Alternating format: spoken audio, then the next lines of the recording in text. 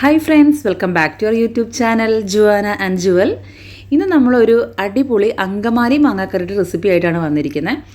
അപ്പം ഇത് നല്ല അടിപൊളി റെസിപ്പിയാണ്, എല്ലാവരും ട്രൈ ചെയ്യണം കേട്ടോ. വളരെ എളുപ്പമാണ്.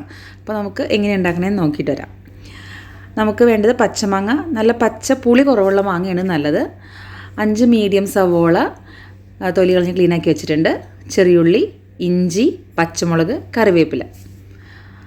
ഇത് നമ്മൾ മാങ്ങയെല്ലാം ചെറിയ കഷ്ണങ്ങളായിട്ട് അരിഞ്ഞു വെച്ചിട്ടുണ്ട്. അതിലേക്ക് മഞ്ഞൾപ്പൊടി, ഉപ്പ്, പിന്നെ 1 ടേബിൾ സ്പൂൺ വിനാഗിരി ഇത്രയും ഒഴിച്ചിട്ട് നമുക്ക് നന്നായിട്ടൊന്ന് മിക്സ് ചെയ്ത് അത് മാറ്റി വയ്ക്കാം. ഒരു 10-15 മിനിറ്റ് അതൊന്ന് റെസ്റ്റ് ചെയ്തോട്ടെ.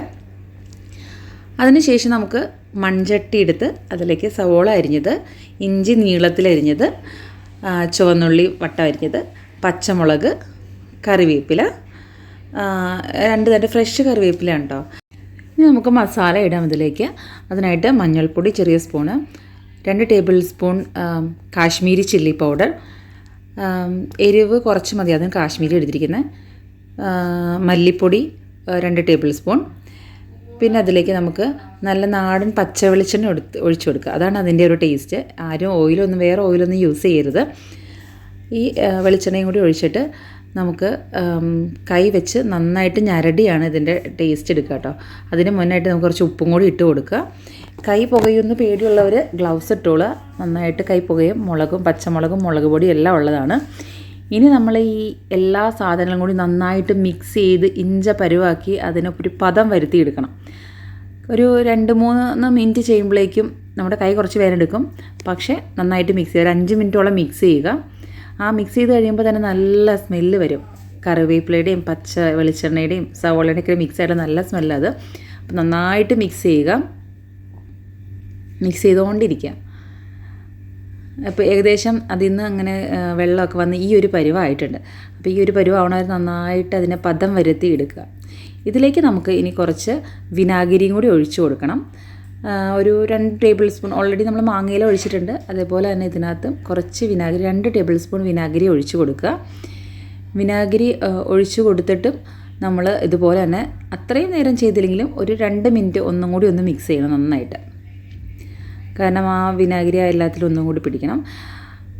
അത് ഒഴിച്ച് 2 മിനിറ്റ് നമ്മൾ നന്നായിട്ട് ചെയ്ത് കഴിഞ്ഞിട്ട് പിന്നെ നമ്മൾ അതിലേക്ക് വെക്കേണ്ടത് ആദ്യം മിക്സ് ചെയ്ത് വെച്ച മാങ്ങയാണ്. ആ മാങ്ങ ഇതിലേക്ക് നന്നായിട്ട് യോജിപ്പിച്ച് കൊടുക്കുക. ഒന്ന് ഇളക്കി ഒന്ന് പൊത്തി മൂടി വെച്ച് മാറ്റി ഒരു 10 മിനിറ്റ് റെസ്റ്റ് ചെയ്യാൻ വെക്കണം. അപ്പോഴേക്കും അതിലുള്ള എരിവെല്ലാം ആ മാങ്ങയിലേക്ക് പിടിക്കും. അത് അവിടെ ഇരുന്ന് റെസ്റ്റ് ചെയ്യുന്ന നേരം കൊണ്ട് നമുക്ക് തേങ്ങാപ്പാൽ പിഴിഞ്ഞെടുക്കാം. ഇതിപ്പം തേങ്ങാപ്പാൽ 2-ാം പാൽ 3-ാം പാലും കൂടി മിക്സ് ചെയ്ത് നീട്ടി കുറച്ച് വെള്ളമാക്കിയിട്ട് തേങ്ങയാണ്. ഇനി നമുക്കതൊരു 5 മിനിറ്റ് വേവിക്കാൻ വയ്ക്കാം.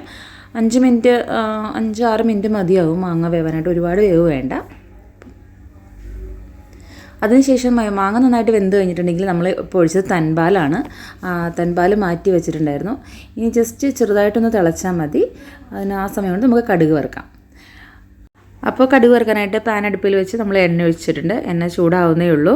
കടുക് ഇട്ടു. കടുക് പൊട്ടിക്കൊണ്ടിരിക്കുകയാണ്. നന്നായിട്ട് പൊട്ടിക്കഴിഞ്ഞതിന് ശേഷം നമുക്ക് അതിലേക്ക് ഇടേണ്ടത് വറ്റൽമുളക് ഇട്ടു, കറിവേപ്പില ഇട്ടിട്ടുണ്ട്, ചുവന്നുള്ളി. ഇത് നന്നായിട്ട് ജസ്റ്റ് ഒന്ന് മൂപ്പിച്ച് കൊടുക്കുക. ജസ്റ്റ് ഒന്ന് മൂപ്പിച്ച് കൊടുത്ത് കഴിഞ്ഞതിന് ശേഷം നമ്മൾ ഇതിനകത്തായിട്ട് കറിക്ക് കുറച്ചും കൂടി കളറൊന്നും കിട്ടാനായിട്ട് കുറച്ച് കാശ്മീരി മുളക് പൊടി ഇട്ട് കൊടുക്കുന്നുണ്ട്. അത് കരിഞ്ഞു പോരുത്. അത് ആ ചൂടോടെ അങ്ങനെ തന്നെ എടുത്ത് നമ്മുടെ മാങ്ങാക്കറിയിലേക്ക് തട്ടി കൊടുക്കുക. ശേഷം 2 തണ്ട് കറിവേപ്പിലയും കൂടി അതിൻ്റെ മേളിൽ നമ്മൾ വെച്ച് കൊടുക്കുന്നുണ്ട്. അപ്പോൾ നമ്മുടെ അങ്കമാലി മാങ്ങാക്കറി റെഡിയാണ്. ഇനി നമുക്ക് കുറച്ച് ചൂടാറി കഴിഞ്ഞതിന് ശേഷം വേണ്ടോ കഴിക്കാനായിട്ട്. അപ്പോൾ നമ്മളൊരു ചോറ് പാത്രത്തിലേക്ക് എടുത്തിട്ടുണ്ട്. നമ്മുടെ മാങ്ങയൊക്കെ നോക്കിയാൽ അറിയാം ജെല്ലി പോലെ ഇരിക്കുന്നത്, വെന്ത് ഉടഞ്ഞു പോയിട്ടൊന്നുമില്ല. ഈ ഒരു പാകത്തിനാണ് എടുക്കാനായിട്ട് കേട്ടോ.